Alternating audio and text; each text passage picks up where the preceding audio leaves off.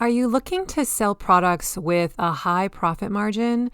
Then value-added products is where it's at. And in today's episode, I have a guest who's going to walk us through exactly how to get started with value-added products on our farm. This is going to be a good one. Let's get started. Hey there, this is Corinna Bench, and welcome to the My Digital Farmer podcast. In today's market, it's not enough to just grow your product. You've got to know how to sell it too. Welcome to the My Digital Farmer podcast, where we reveal online marketing strategies and tips to help farmers like you get better and more confident at marketing. Learn how to find more customers, increase your sales, and build a strong brand for your farm. Let's start the show.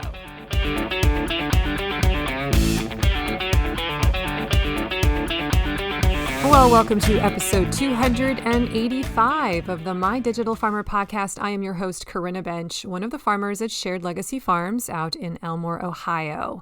I'm also the founder of My Digital Farmer, which is all about trying to help other farmers like you get more confident in your marketing and sales strategies so that you can grow a profitable business online.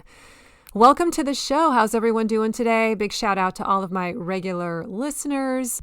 And if you're new to the podcast, I'm really glad you're here today. Make sure you subscribe to the show and go check out my first 10 episodes, especially if you're new to the marketing space, because I designed them to be an onboarding into the marketing lingo. I also encourage you to get onto my email list, because when you do, I'm basically going to give you a crash course in marketing. I'm going to drop an email in your inbox about every 5 days for like 3 months, and it's going to walk you through the marketing jungle. It's really good. It gets high reviews. So you can subscribe to that by going to mydigitalfarmer.com/subscribe. Today's episode is sponsored by my friends at Local Line. Switch to Local Line and grow your farm to new heights this season. Local Line is the most comprehensive sales software built for farmers and food hubs. Its features include e-commerce, automated inventory management, subscriptions, a website builder, point of sale, and more, helping you increase your sales and streamline your processes. So whether you're a CSA farmer or you sell meat, you run a food hub, or maybe you sell wholesale or offer a herd share, Local Line has the tools and features that you need to succeed. We're a big fan. Are you looking to switch to a sales software that does it all? Subscriptions start as low as $49 a month with no setup fees or sales percentages. That's huge for me. Plus, if you join Local Line today, your onboarding manager will migrate your storefront at no cost, so you can be up and running in no time, even in the middle of the season. As a bonus, if you are a podcast listener, Local Line is also offering a free premium feature for 1 year with your subscription when you use my coupon code MDF2024. So go to mydigitalfarmer.com/local line and then enter the coupon code MDF2024. Make the switch today. And now back to the show. Hello, everyone. I'm back. This episode is dropping on my birthday. Isn't that exciting? The day before Halloween. All of you in North America, tomorrow you're going to be trick-or-treating. Happy Halloween, everyone. Hope you're having an amazing fall. We have wrapped up our CSA and we are starting to close down the farm here over the next few weeks. We're saying goodbye to our H2A crew. They're flying back to Mexico here in 3 or 4 days. And we're taking a breather. It feels really nice. Today, I have a really great guest on the show. She's been on the show before. It's Kendall Ballantine, who is the CEO of Marketing for Farmers, but she also has an amazing farm business. And she's a little bit of an expert in value-added products. And she and I have been friends for several years. She was actually on the show before, and she talked all about how to crush it with Instagram stories. I'll make sure I link up that episode in the show notes if you want to go back and listen to it. But I reached out to her and asked her if she would come onto the show and talk about her amazing value-added products gig that she has going on at Central Park Farms. She is crushing it. And if you want to learn how to do value added, she is the woman to learn it from. This next hour is going to be like a mini training. So if you've ever wondered, how do I get started with value added? She's going to walk you through all of these steps, and she's going to share her story, how she did it. And I think you might even be inspired, as I have been, to take her template and try to use that to get you started on your own farm business. Now, there are going to be a ton of resources available to you in the show notes today, which you can get at mydigitalfarmer.com/285. So be sure to check that out. If you don't know who Kendall is, I'm going to read her bio here in a second, but she is also, in addition to being a farmer at Central Park Farms, she is also a really good teacher and influencer in the farm marketing space. So she has a lot of farmers that follow her and learn from her, kind of like me, and are getting better and better at how to build their marketing machine. So if you want to follow another influencer and get better at farm marketing, she's another person you should know about, and you should be following her. So I'll make sure all of her links are linked up in the show notes. Again, that's at mydigitalfarmer.com/285. But she's definitely someone you want to get on her email list. Okay. So let me introduce you to Kendall. Let me read you her bio. Kendall is a proud farmer and the business owner behind Central Park Farms in Langley, British Columbia, Canada. She grew the annual revenue of her small-scale farm-to-table business well into the six figures, all through the power of digital marketing and without spending a dime on ads. Now, Central Park Farms employs a small team and is a growing direct-to-consumer producer of beef, pork, and chicken. Value-added products now make up about 25% of her farm's annual revenue. Having won Farmers Market Vendor of the Year from the BC Association of Farmers Markets and the Under 40 Entrepreneur of the Year award from the Greater Langley Chamber of Commerce, her passion is in helping other farmers and food producers gain the tools to grow their businesses for long-term sustainability. So without further ado, please join me as we welcome Kendall Ballantine to the show. Well, Kendall, welcome back to the show. Thank you so much for having me again. Yeah, it's been a while since you've been on, and I want you to introduce yourself to my audience just in case there's a small chance people don't know who you are. So give us a little bit of your background, what you do, how you help farmers. So my name is Kendall Ballantine. Primarily, first and foremost, I am a farmer. I own a business called Central Park Farms that is in Langley, British Columbia, Canada. So about 45 minutes outside of Vancouver. We specialize in grass-fed beef, pasture-raised pork, free-range chicken, and we do a line of prepared foods that is chef-crafted and a line of raw dog food. So that is our main business. And then I also own a company called Marketing for Farmers, where I help other farmers gain the tools to grow their businesses online. So that's kind of me in a nutshell. We've been doing the farming thing for about 10 years now. We initially started out as a farmers market vendor. We were doing a lot of events and agritourism. Now we sell in a retail store off of our farm, and the vast majority of what we do is also through a subscription model, and we do home delivery from our e-commerce store of all of our products. Yeah, so there are so many places we could go with you, but I specifically asked you to come on to the show to talk about value-added products. Because you're a little bit of an expert in that area, at least in my opinion, much more so than I am. So if you don't mind, I really want to kind of focus most of our conversation on that today. And I'm sure we'll bring in some of the other elements of your business as you do that. But let's, I guess, start out by defining what value-added products even are, because I have a lot of beginners that listen to the show and they may not even know what that means. And then why are they important for a direct-to-consumer farm business? Yeah, so I love that we're talking about that, because value add products has literally changed the trajectory of my business. So when we first started out, we are now a staff of 9. My husband's full-time in the business. My mom is full-time in the business, but it started out as just a business that I opened 10 years ago. And I got to the point where I knew I needed help. I was so busy, but I wanted to bring in some additional revenue because I needed that money to be able to hire somebody else to come and join me. But like so many farms, when you are at capacity, like how do you generate more revenue if you are already doing as much as you can? So value add is the concept of looking at what are you already producing and how can you change that or modify that product that you're already producing to make more revenue from it.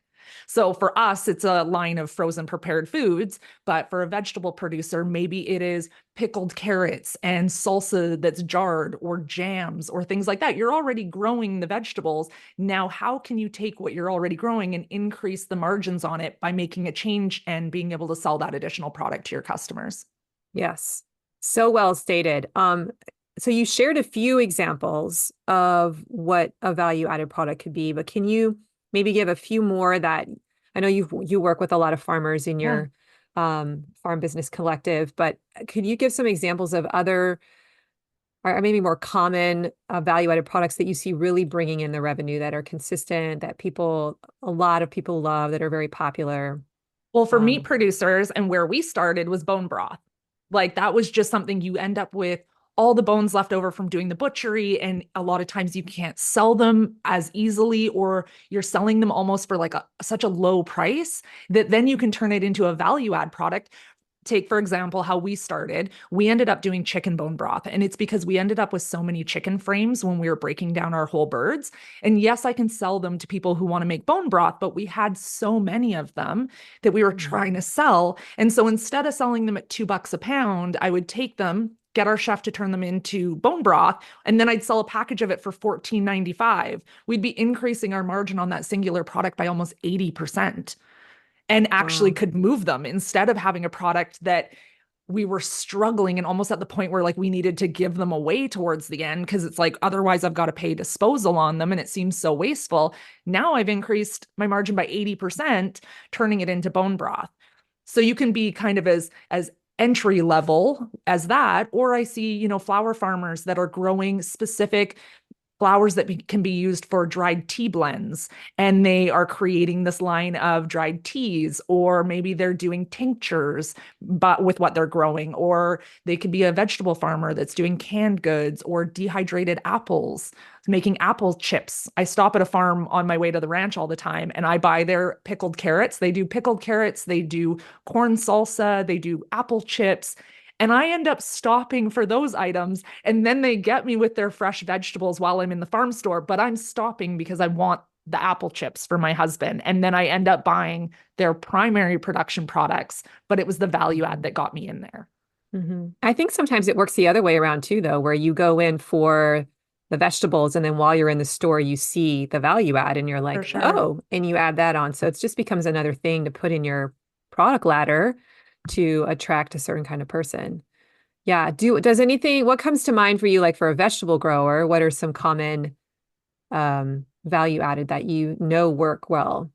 So there's different things like you could do scape salt. So if you're growing garlic and you get the scapes, you can do the dehydrated scapes and make it into a scape salt. You can do things like, the pickles. You can do different chutneys, which are great. There's lots of different options that you can take that become a product that you can also sell in the off season. Like when we talk about preserves, those are things that if you're struggling to find a product that'll bring you through winter, maybe that allows you to do a winter farmer's market or a Christmas market. And maybe you're using that chutney that you made as something that someone can buy for a stocking stuffer that now gets you in front of them, and you can start promoting your CSA that's not going to be available to the spring. So like we can sometimes use it as a product that is helping us from a marketing capacity. And sometimes we can use it as a product that's just a revenue driver, but it's that nice balance of having some more things to offer to our community. I didn't even think of that. So I love that you brought that up, that it becomes a marketing tool in some cases. Another excuse to reach out and email your list or bring up your farm or something that we do. Yeah. Even just the gifting element, it opens up a whole nother audience of buyers. And that's what prepared foods became for me, because I actually was selling at a market that a girlfriend of mine was involved in the PR for this new market and everybody was talking about it. And I was like, okay, I'm going to go to this market. And then I realized really quickly that their target audience was not my ideal customer. They were all really young. They didn't necessarily know how to cook a whole roaster chicken. It was just a demographic that didn't fit with like my selling frozen meat and having to put in a lot of effort to cook it. But I was like, man, if I can get some frozen dinners in front of this crowd, I'll be able to sell those because they're coming home. They're really busy. They're young. They want to throw in a frozen chicken pot pie, makes it easy. It actually opened up, not only did it add benefit to my current customer base, but it helped me get an entirely different ideal customer and customer base of people who want to eat healthy. They want to eat local. They want to attend a farmer's market and buy their stuff, but they just don't have maybe the same cooking skills. Maybe they don't have the same time freedom to be able to spend time in the kitchen, but they get to kind of check those boxes for themselves because we have that prepared foods line. Yeah.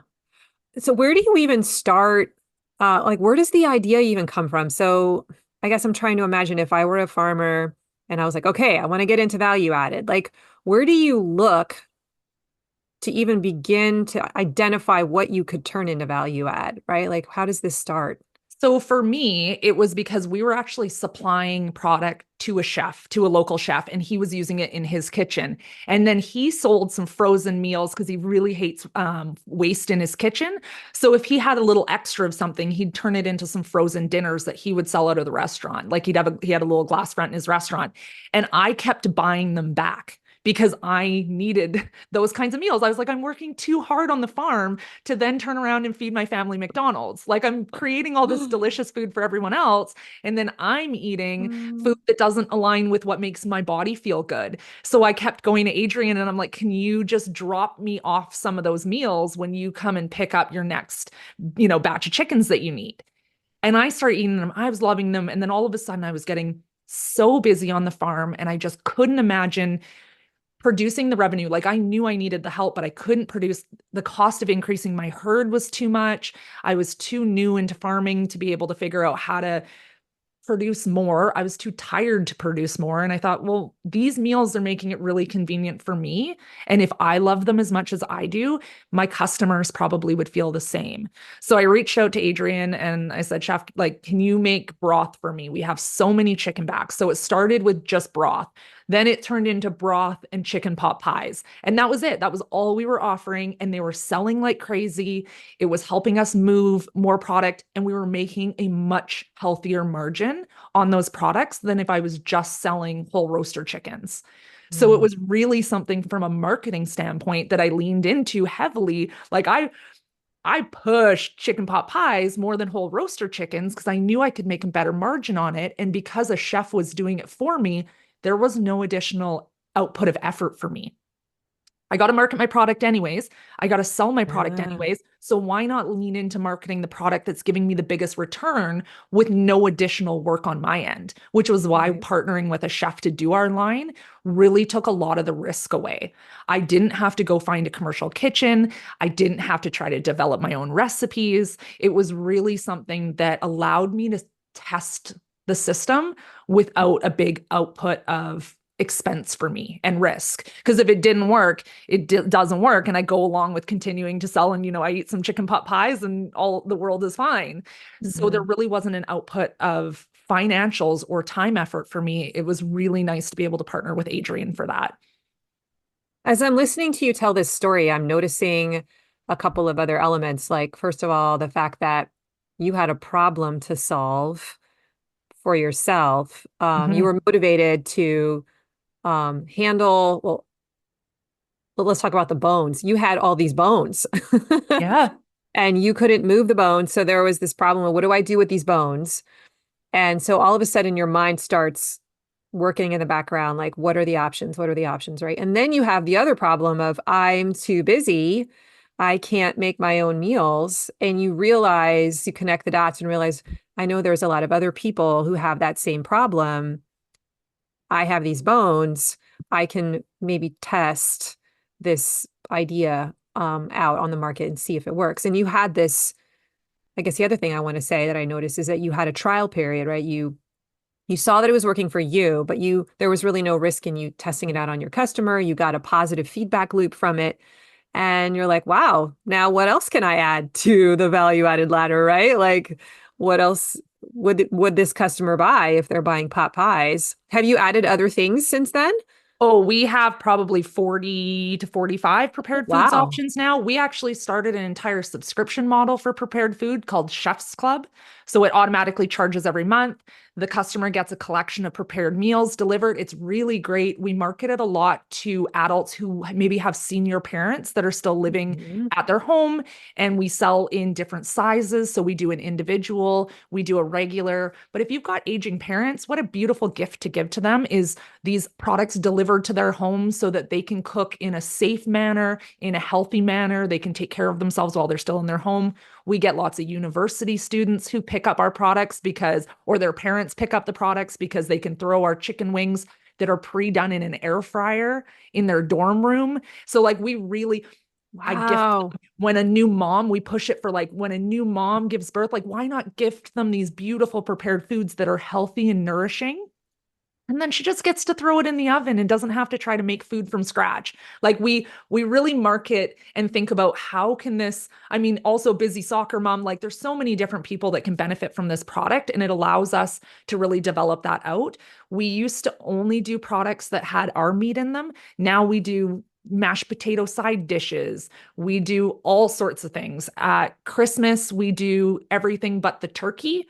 So we do everything but the ham, everything but the prime rib, and then we do all the side dishes. So Adrian will do everything. It's all by pre-order at Christmas. So we have zero risk in things not selling. We pre-sell the product. Then Adrian knows exactly how many things of mashed potatoes and how many things of gravy to make. He does the desserts. We do a fresh salad. And then the day before, people come and then they just cook their Central Park Farms meat. And then they have all their side dishes that are basically take and bake for their Christmas and holiday meal. Wow. So this is benefiting Adrian big time too. For This sure. is Adrian was operating as a restaurant and he didn't want to be doing the restaurant and have those crazy hours anymore. Now he does prepared foods. wow. He sold his restaurant off. He works out of a commissary kitchen now. He works during the day. It's really beneficial for him. We do a ton of work together. We've got a great partnership. He's done prepared foods for other businesses as well, but we kind of we're his biggest partner, and we Mhm. have exclusive recipes with him. But it's, he works for a local fish farm that he does like some, crab cakes and stuff like that for them. But we do a ton of prepared foods with him, and it's just a wonderful relationship that developed from, two products at the very beginning, probably 9 years ago now. And now he just, we've got a shared spreadsheet on our computer, and we every Monday do inventory into there. And then he looks at what's getting low and he sends us a text message that says, hey, I need 50 pounds of this, 100 pounds of this. I'll be there on Thursday. He drops off his product. He picks up the meat, and it's become an extension of our farm. We're both independent businesses. We both cross market and cross promote each other, but Mhm. he is an extent, he has the codes to the freezers. He's an extension of our business. Wow. Okay.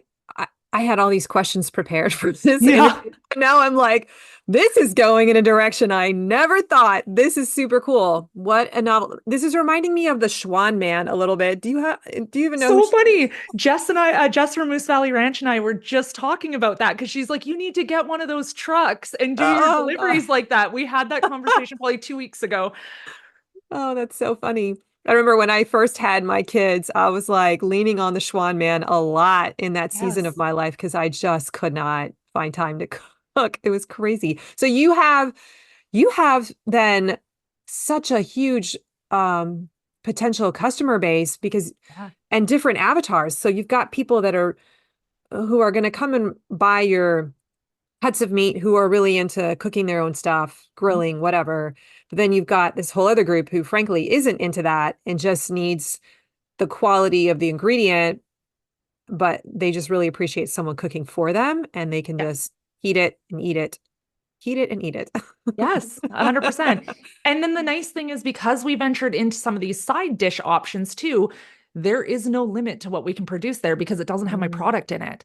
So I don't have to be able, like the potatoes and the scones and all that, it doesn't have meat in it. So I can sell like there's no limit to what I can do. Adrian can hire more staff, but I don't have to increase my cattle herd size to be able Yeah. to sell that, which is such a beautiful thing for us. And it's the reason that we've been able to grow our farming end of things in a sustainable way where we didn't have to push too far. It wasn't holding us back. Like when we got to kind of the point where we can't comfortably produce more than what we is, awesome. Let's add some potatoes. Let's add some gravy. And the people who are buying our cuts of meat, I can't tell you how convenient it is to have frozen mashed potatoes inside your freezer, even if you're a from scratch cooker, because Adrian makes things without, like, it doesn't have preservatives, it doesn't have anything in it. But those nights where you're like, dang, I don't have enough produce in the fridge, you can still cook from scratch, but you can grab a gravy out of the freezer and you can grab mashed potatoes out of the freezer, and it just fills that, like, that one thing you're missing out of your menu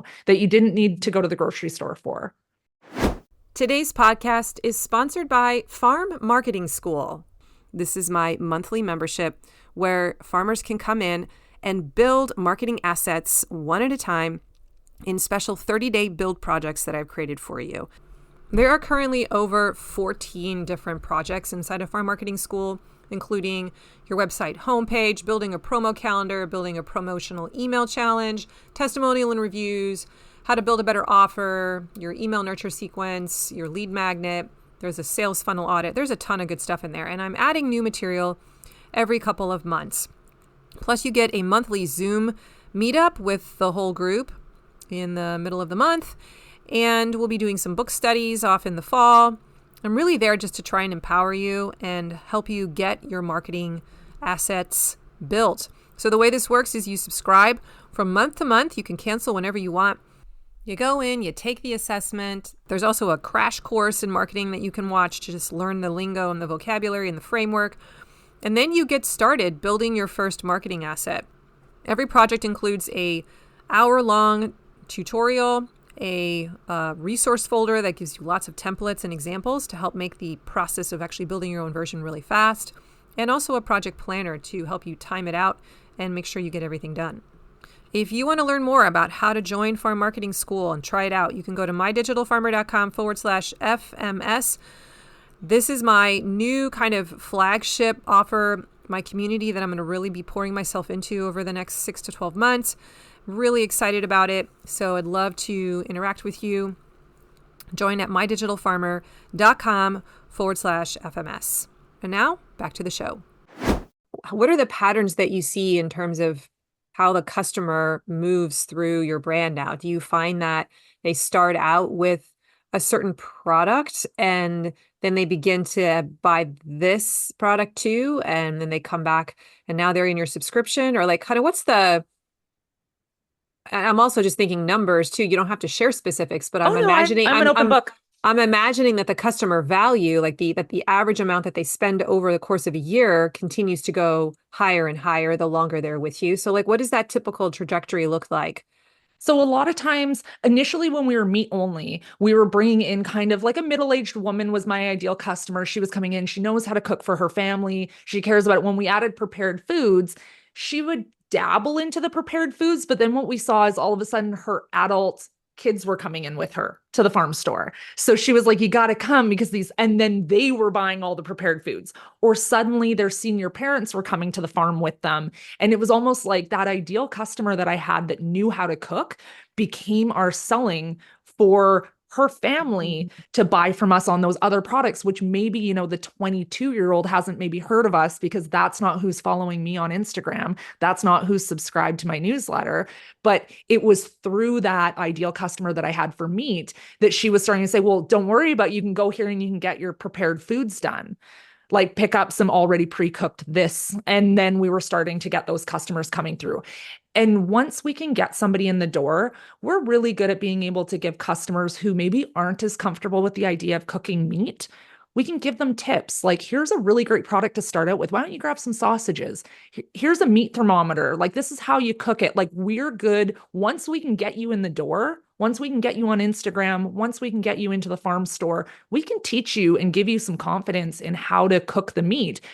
But if you can't get in if you don't come in the door because you have that feeling that you don't know how to do it, so you get discouraged. And so why look for the farm that sells meat if you don't feel super confident in the kitchen? You're just going to buy whatever meat it is that you're going to try at the grocery store. So prepared foods really helped us bring in a new demographic and Mm. give them the confidence that they can try other things. Mm-hmm. Do you have a product that you're trying to get everyone to land on, like all roads lead to So X? for prepared foods, our number one seller is our chicken pot pies. Like that is the product that everybody comes back to, everybody tries. We find that with prepared foods, we've done a lot of different testing because we do standalone, like we do our ones that are never going to leave. Chicken pot pie is a never going to leave. Those ones are always on our menu. And then we play around with seasonal offerings. So Adrian sources direct from local farms. So when asparagus season is in and he's buying asparagus and he's using that in his other stuff where he's making asparagus, pickled asparagus for in a salad, he'll take the ends of the asparagus and he'll turn it into asparagus soup. So keep in mind for my vegetable producers, you can do a prepared foods line that has soups and things like that. So he takes the ends of the asparagus and so that there's no kitchen waste, he turns it into asparagus soup. Well, I might only get 20 bags of that. And so it's a limited edition. We make sure we keep our packaging. People think that you have to have all this fancy branding and packaging and labels. We don't. We print our labels out of a Brother printer that sticks into the back of the computer. They are not pretty, they are not fancy, but it allows us to be really adaptable to what's in season, what we can do in a small batch. And a lot of times, those 20 bags of asparagus soup become something that's like limited edition. And there's a little sense of scarcity there that you're grabbing it while it's in season. And I can say to them, well, I got it from this farm, like the asparagus came from this local farm. And it gives us a little cross promotion because that farm shares that the asparagus soup that we're selling is their asparagus, and it creates this nice little marketing ecosystem. But ultimately, we find our comfort food items like our pot pies, our lasagnas, our shepherd's pies, they always sell the best. Gotcha. And you have a subscription then you said too. How does that work? Is that something that you ultimately want them to land on, or do most of them not choose that option? To be honest, most people choose to just buy individual items. We did the Chef's Club because it was something that Adrian and Shannon really wanted to have. Shannon is his wife, and they together make up Salt and Thyme. So Adrian and Shannon really wanted, because we have a very successful meat subscription option, they really wanted us to try doing a prepared foods subscription, and it works great. And we've got lots of families in it, but there is no customization that happens inside of that program. So a lot of times that is one thing with prepared foods is that there's a little bit like, if you don't like fennel, you might not like my pasta sauce. And so there's a bit more where people have certain tastes for prepared foods versus if you're just buying whole roaster chickens for me, you think the chicken's good and there's not usually a lot of complaints. Yeah. You don't get complaints per se, but people get favorite products. And then there's products they could do without, just like when you go and eat at a restaurant.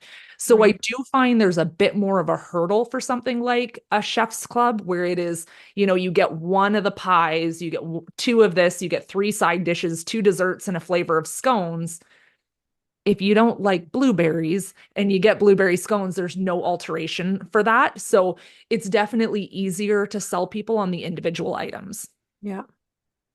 The reason that the subscription works is for gifting. That's what we find. The subscription works best if you're buying the subscription for somebody else. Okay. So back to just product development. You said you have how many different frozen products? Was it 80 or 40? We're probably up to like 45 to 50, 40. Okay. depending on the season. Right. But we have, like in our farm store, we have multiple glass front freezers that are, merchandised as individual products. Yeah. And so you're probably tracking the results of these sales so that the next year you can plan on, whoa, this did really well. We need to make sure we have that again. Yes. Let's not do this one again. Nobody bought it. Hungarian pepper stew did not sell well for us.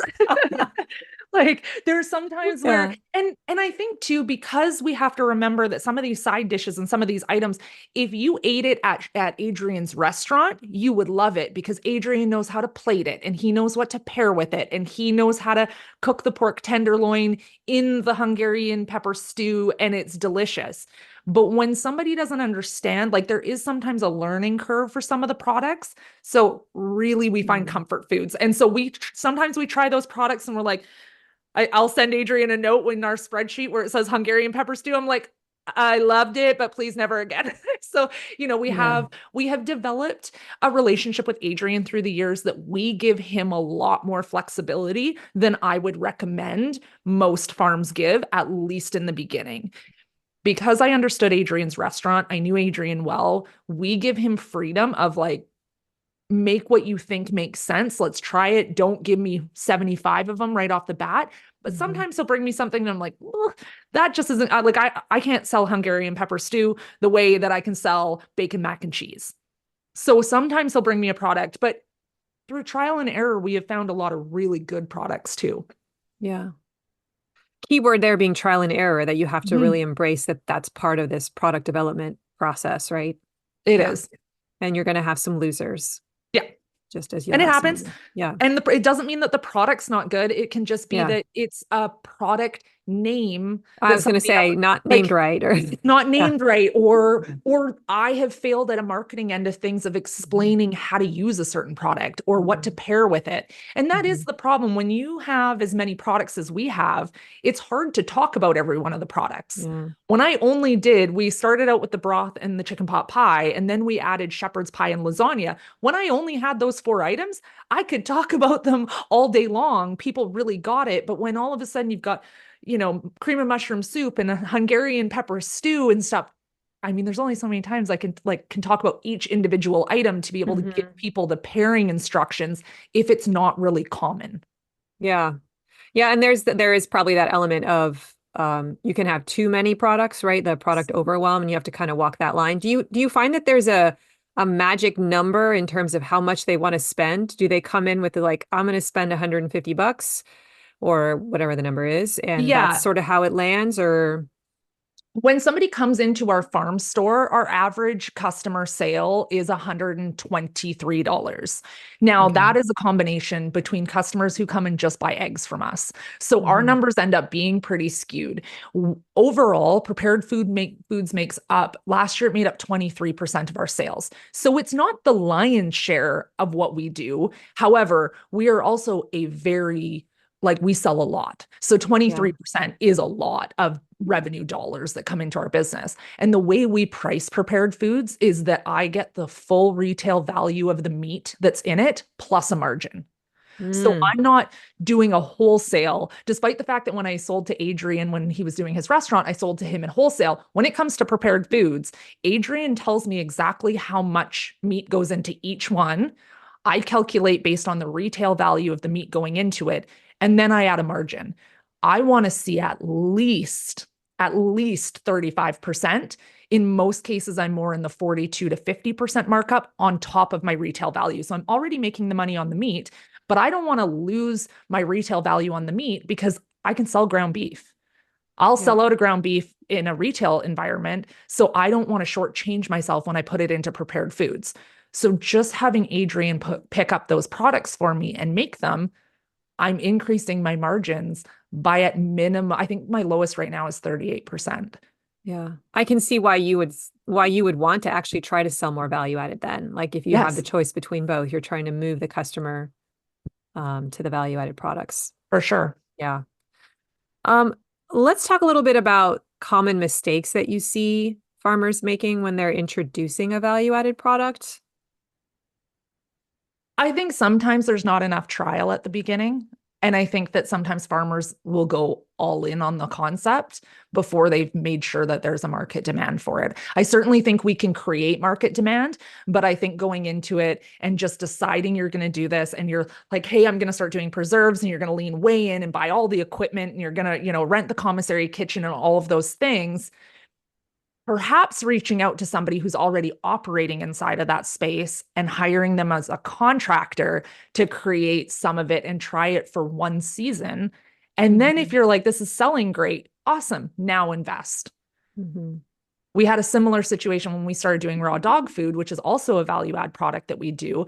We bought small equipment. Did it mean it was the most efficient? Absolutely not. But we didn't know if it was going to sell. We didn't know how well it would do. So Jay and I were in there with like a tabletop commercial grinder grinding meat. Yeah, it took longer, but we could test it without the same upfront financial commitment instead of buying a $15,000 grinder mixer like we have now and a $15,000 stuffer. We were just making it work with what we could afford at the time, testing it out, making sure there was a model in there. And then we said, okay, this is working. We can sell this product. Now, if we make X, Y, and Z changes, we can increase efficiency or we can step up production and it will pay itself back in this amount of time. This is going to work for us as a long term. That's a good one. Any other mistakes that you see? In prepared foods, often packaging. So prepared foods, I think that there's a lot of trial and error. If you've never done prepared foods before, trying some products that are not going to travel well, like you have to consider how you sell your products to figure out what's going to fit. I'll never sell anything that comes in glass because we do delivery. You're never going to see me with a jarred preserve because when I package, I put frozen meat and prepared foods together. I need to know those things are going to survive each other in transport because I don't want quality control issues when it gets to the other end that these items are broken. So I look at things like, how's the packaging going to hold up in the freezer? How is the packaging going to hold up when it's put in with a bunch of other stuff with how we do deliveries? How are these products going to work with what we're already selling? Is it so different from what we're already selling that we're going to have to get an entirely new customer base for it? If you're a flower farmer who sells florals just to wedding florists and suddenly you're going to do dried tea, those are different customers. Your florist might buy some of your tea, but it's not going to be enough to sustain that entire avenue of your business. So trying to find things that are not totally far off of each other, particularly if you're somebody who doesn't love marketing and if you don't love getting customers in the first place, trying to keep something as close as possible. Like I said, those middle-aged women that were buying meat from me became sellers for me because they were telling everyone about these products. If they weren't even close to the same customer, then I would have to be putting my marketing efforts into something wildly different. Yeah. What about like exploring networking partnerships with other farms and businesses and being like, I will sell you my prepared foods and will you sell them to your customers? Is that something that you see other people doing? Absolutely. We have a farm actually up here in the Kootenays that wants to carry our prepared foods products in her retail store. I'm not 100% sure I can get a margin right now that makes sense for us. We're pretty at capacity. It's one of those things, I can continue to sell the products, but then we talked about earlier, like I can't produce anymore. So I looked at prepared foods. I also have to be cognizant that Adrian will only be able to produce a certain amount. And yes, he brings in staff and yes, he, does those kinds of things, but there is a level where a limiting he taps factor out. Yeah, like there's a level where he taps out. So if I can sell everything that we're producing at retail value, I'm going to do that. But certainly I can cut my margins down and make room for that other farm to be able to sell our prepared foods. And that's absolutely something that can happen. Do make sure you're very aware of what the rules are around prepared foods in your area, because there are some things that, for example, in our area, if we were doing sourdough bread, you can do sourdough bread from your home, but you cannot sell it to somebody to sell in a retail store. So I might have a really great sourdough recipe and I can make it and sell it from my farm. But the second I go try to sell it to somebody else to resale, that's not allowed. So it's important to know what your regulations are. We do everything inside of a commissary kitchen, so we can do that. But sometimes that extra step can mean we need labels that are different. If I go sell prepared foods into a grocery store, for example, I need to have all the nutritional breakdown and how much protein, how much sugar, how much sodium, that would have to be on my label. And currently it doesn't need to be. Now, where do you go and figure that stuff out? Like if you wanted to know what would go on the label in your area, if it's allowed, where do you find that out? I went to my local health authority. So I went to my local health authority. I already have to have health authority approval to sell from my farm for meat products. We have had in the past, unfortunately, we had a farmer report us for selling prepared foods to the local health authority, and they came to our farm store with their cameras and their clipboards, and they were ready to like bust us on it. And I was like, we're licensed to do this. So because I can't cook meat in my home kitchen, that other farm, ultimately, I think it felt like maybe a competition thing for them. They thought we were cooking all these lasagnas and everything in our home and selling them, which we weren't. We had health authority approval through Adrian. The health authority came, they ruled in our favor. So going through the health authority and making sure that you're doing what you're supposed to do, for us, that means we had to submit Adrian's floor plans to his kitchen, his food safety plan. We have our own food safety plan, which is just Adrian's food safety plan because it's the same product. So we have all of that. And I have it in a binder in our farm store underneath the sales desk so that if anybody comes and questions whether our prepared foods are produced in an area that they're supposed to. So when the health authority came, I took my binder out and I was like, this is the letter from Chef Adrian that he does our prepared foods. Here's the floor plan with his, food stamp on it. This is, the recipes, everything. And so they came and they're like, we have a feeling that this was perhaps done in a way just to kind of, it was another farmer reporting us. So it was an unfortunate take, but you can't be doing it in your kitchen in our area. So certainly looking into your health authority regulations and your state and provincial packaging requirements, if there are labeling things, if you are selling, say, in a grocery store. Right. So are there any other legal or regulatory challenges that you have to be aware of when you're doing value add? Our insurance company is aware that we do value add from a liability standpoint. Certainly there's, it's prepared at Adrian's, but we have to safe handle it at our farm and sell it. So it's important to me, despite the fact that chances are it would not fall onto our insurance. It would probably fall onto Adrian's insurance. There's no way of saying if it was mishandled at Adrian's, because when it gets to me, it's already cooked. So the chance that the issue happens on my end is pretty slim. We keep all of our product frozen. It arrives frozen. We have freezer records with temperature records monitored every day. So the chances are slim. However, it's important as a business to have insurance. So our insurance does cover the fact that we sell raw dog food, that we sell prepared foods on top of the meat that we produce, just so that we're covered from a liability standpoint. So it's always important when you add anything new to your business, just to talk to your insurance agent. Yeah. I'm just sitting here thinking, you're talking about Adrian a lot. And it seems like Adrian is a key cog in this machine.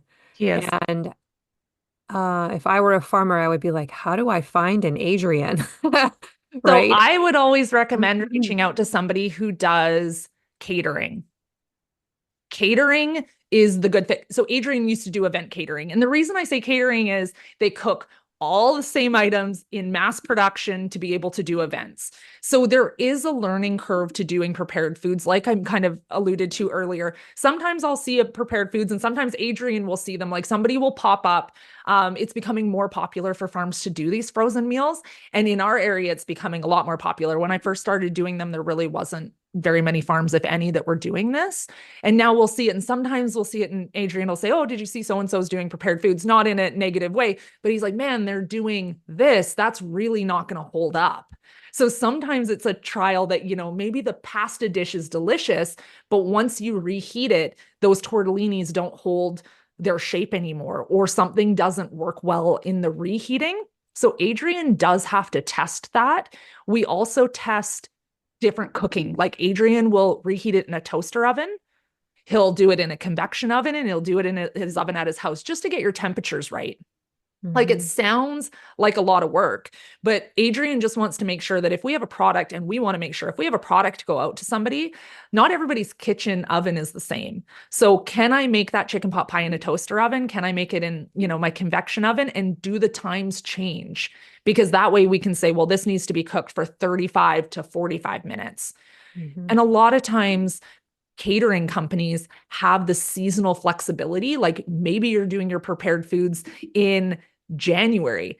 Adrian loves prepared foods in January because he's out of wedding season. He's out of Christmas. Like we pretty much cannot count on Adrian making prepared foods for us in December because he's catering for a lot of different Christmas parties.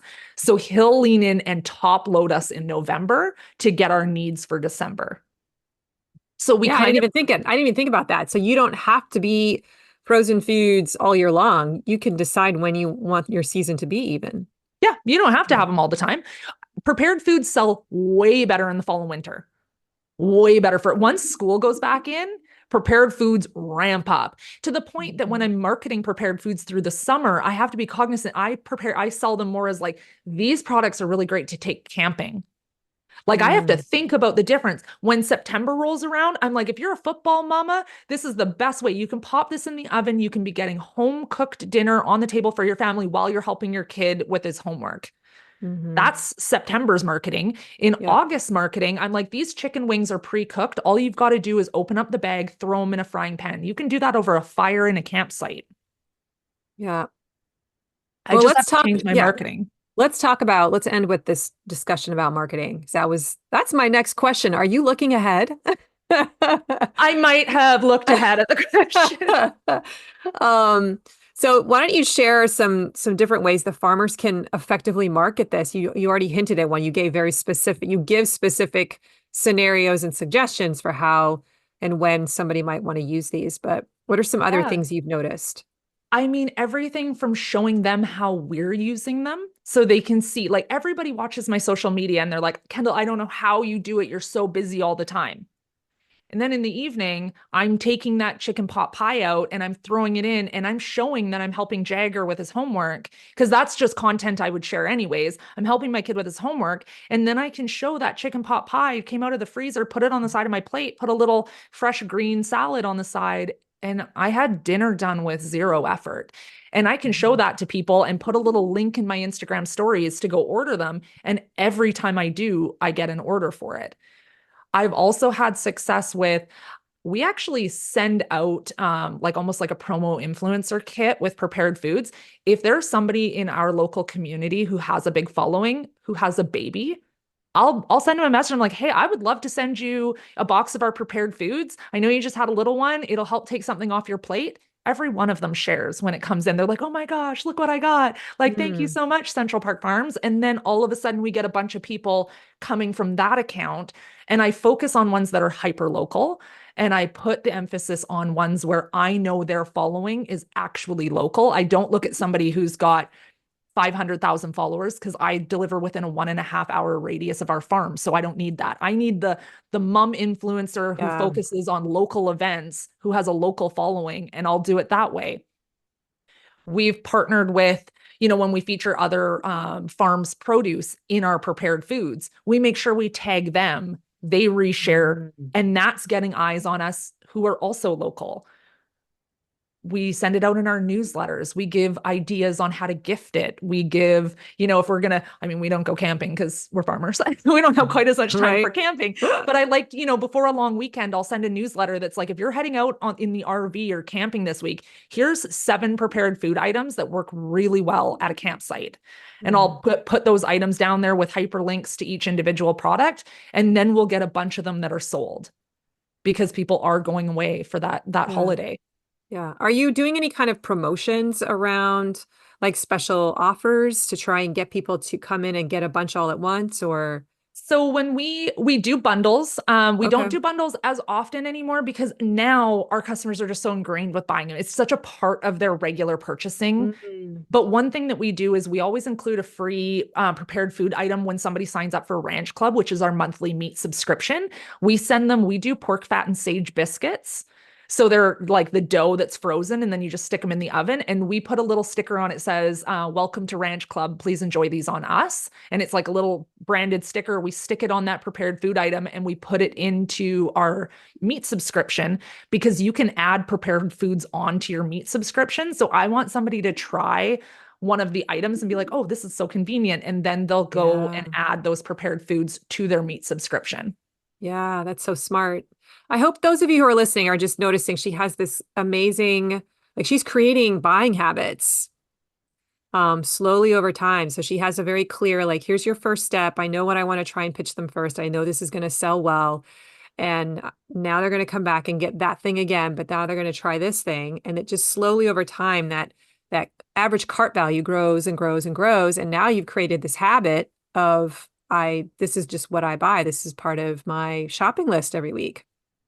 It is. And we have customers who say to us every single Friday, we cook prepared foods. Like that's just what we do in our family, like Yeah. Taco Tuesday or spaghetti, Wednesday Yeah. for some families. They just rely on at the end of the week. They're so tired. They're just like, they just know Central Park Farms prepared foods is what they're having on a Friday night. Yeah. It's interesting because when I think of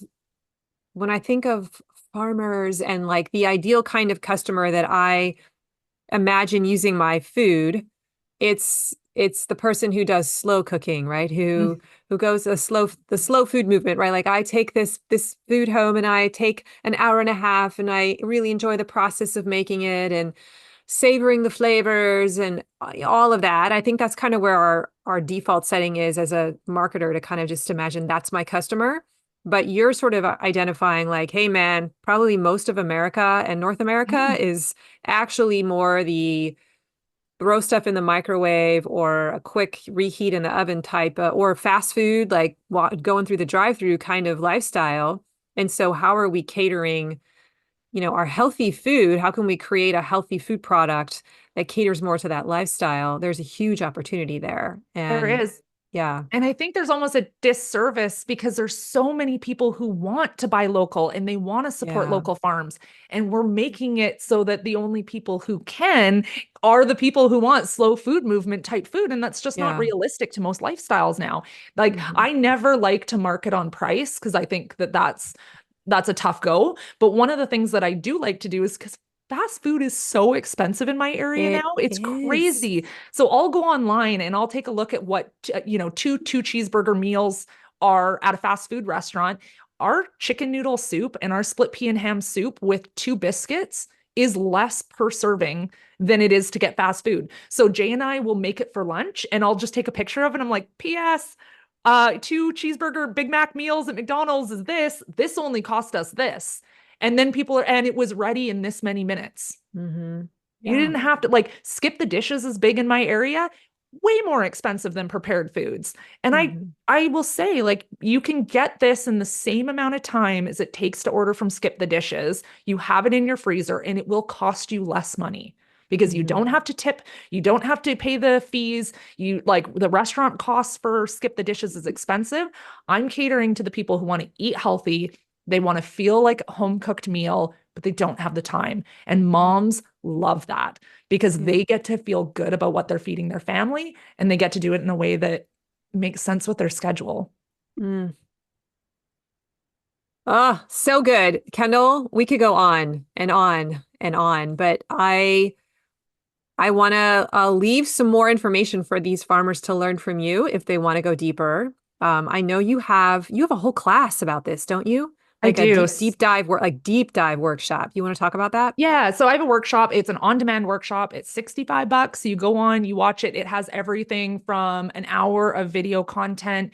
I break down what products worked, what products didn't, packaging, how to work with your chef, all of the things. And then you actually get a copy of the spreadsheet that I work with my chef. It is the exact duplicate. It tells you exactly what Adrian charges me, exactly what I charge our customer, how much meat goes into each item. It is full transparency of what we sell as a business, the names of the products and everything. And yeah, that's an on-demand course that I do. And then we also have, which we didn't get too deep into, which is our raw dog food line. We do a line of raw dog food that is very lucrative for our farm. The margins are really great on it. People do not flinch to spend a lot of money on their pets these days. And we have a really fantastic recipe. We did a lab tested. So we made our dog food. We sent it to the other side of the country. They lab tested it. The results went back to animal nutritionists. They balanced it to meet AFCO standards, which is the American Animal Feed group that says, this is what makes healthy dog food. So we got it all custom made. That process cost us over $5,000. We're giving you our exact recipes that we use, the equipment that we have, what we would do differently. We've been doing raw dog food as part of our business line for 8 years now. That guide is available on our website. It's $97. So you can get that and start making raw dog food right away for your line. And that is such a good byproduct use. If you are a meat producer, we get stuck with like organ meat and trim and things that we can't move.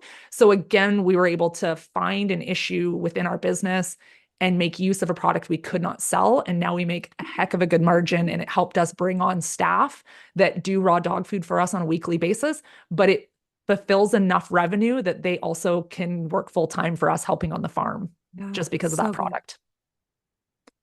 Well, I hope you guys can tell that Kendall knows what she's talking about. She's an amazing teacher, a great facilitator, a great coach.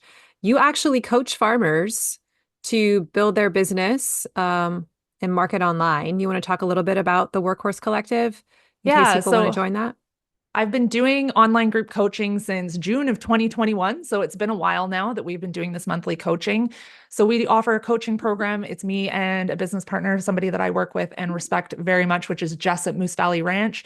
She specializes in rural small business, agritourism, glamping, things like that. I lean in really heavily on the farming end of things, how to make it make sense, how to make the numbers work. We dive into everything from pricing and profitability, diversification, social media, email marketing, you name it.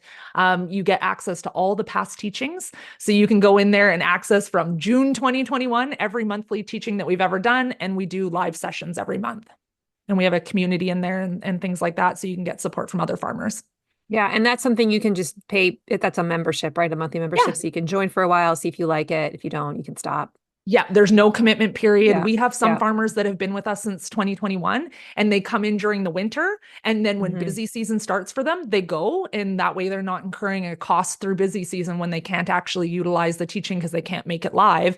And then they join back up when the season slows down for them. So we're not somebody that, you come for the season that you need us. And hopefully when you get to the point where you don't need us anymore, you can move along and it's such a good program. I want to encourage all of you guys to check it out this winter if you'd like some group coaching, especially in terms of like business development and marketing.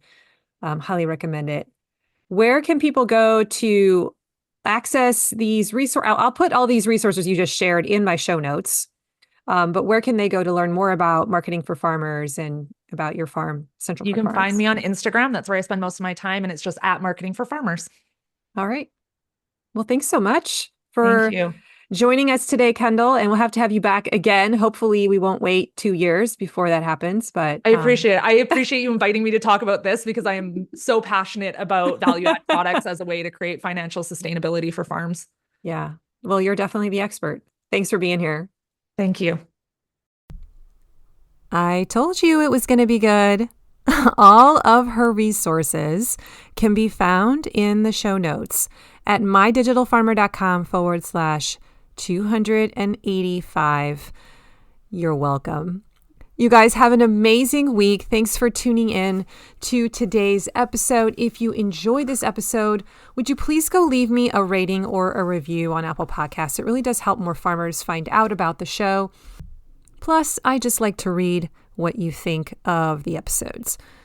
Now, don't forget, if you want to get onto my email list and learn some more tips about farm marketing, you can go to mydigitalfarmer.com/subscribe, or you can follow me on Instagram at mydigitalfarmer. I like to show up there in Instagram stories. You guys have a wonderful week. Remember, I believe in you. I'll talk to you next time. Bye-bye.